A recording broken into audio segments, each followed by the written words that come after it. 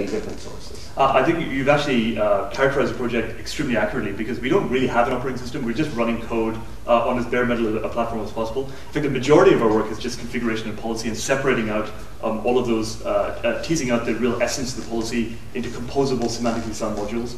So that's pretty much all we're doing. And in fact, we're actually trying to use some of your work at the moment as well, because Jeremy Yallop has joined Cambridge, and he's working on systems similar to Link. So ways that we can build types of connectors between distributed systems in such a way that we can actually take this configuration language into a much, much wider scale. That actually motivates a lot of the Git-based work, because to do configuration, you first of all have to understand what it is you're configuring and what it is you want.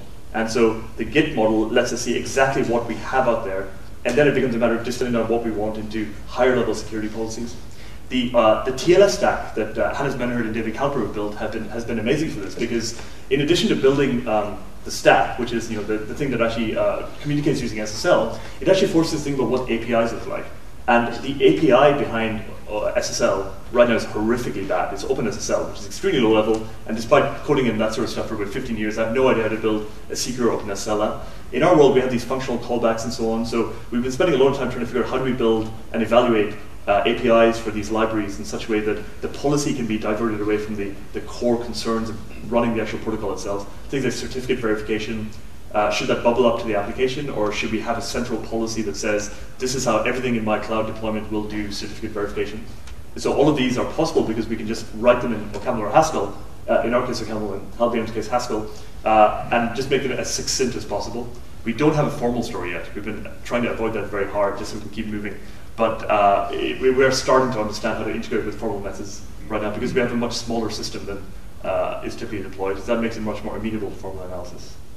So the one thing you didn't comment on there is the idea of using this structuring technique to get configuration when you're pulling in many things written in. Oh, I'm sorry. Yes, yes, that's true. So we actually already do this. So if you go to the ICFP 2010 experience report, all that Zen is essentially a configuration system, because it says how to set up virtual machines, how to connect them to other things, and to make sure that the goals that you set in the system keep running in the event of host failures and so on.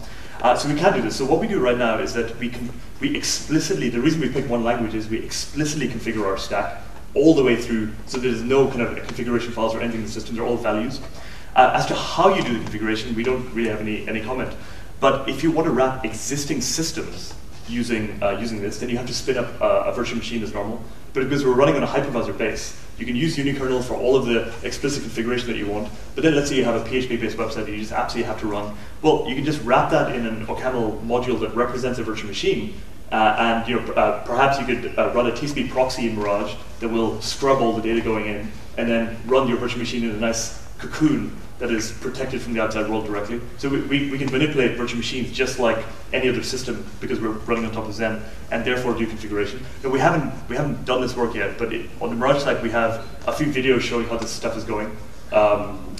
We don't have a good policy language for expressing configuration yet. So everything is just exposed as raw OCaml values. But we're starting to work in the DSLs and so on involved. So if anyone has the ideas for a DSL for configuration that is human usable, that would be fantastic to see more research in. And congratulations on getting Jeremy Yallop. You did well. Very lucky. Last question, Robin? So many of the comments you've made about Unix and the unpleasantness of depending on zillions of things that you actually don't need at the moment could equally be made about the runtime systems of mature compilers like GHC or Standard ML of New Jersey. And very briefly, we saw that there's something called the Mirage runtime. And, right. Does that have similar properties, that it can be broken into pieces and you get only the ones you need? Or maybe you can just tell us a little bit about how that works. That's a great question. The reason we picked the Mirage runtime is that it's actually just the OCaml runtime, which has very few features. It's single-threaded, so we have a nice, pretty cool runtime. But Mirage is a resolutely single core, so we just don't want to do multi-core because it's just very complicated. We do shared memory parallelism instead. And it can be scrunched down. It's been demonstrated to be running on 8-bit PIC microcontrollers, the OCaml 8-bit project. So it's extraordinarily small. We can get it down to about 4 kilobytes if we choose to. And we do this by stripping out. There's a very few set of language features that would be stripped out. Objects can be stripped out, for example, because they have a little bit of runtime glue to do vtable lookups.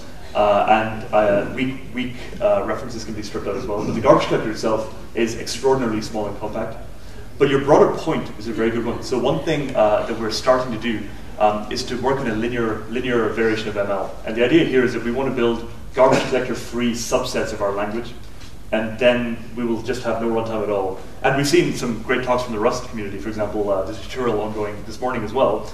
I wanted to build this in the confines of the ML type system. So we can reuse all of our nice modules and signatures, but have a notion of linearity added in there as well. Then the compiler could just eliminate the garbage collector. Aside from the garbage collector, there's very, very little runtime left, except for the application itself. So, Thank you. thank you. Let's thank Anil again.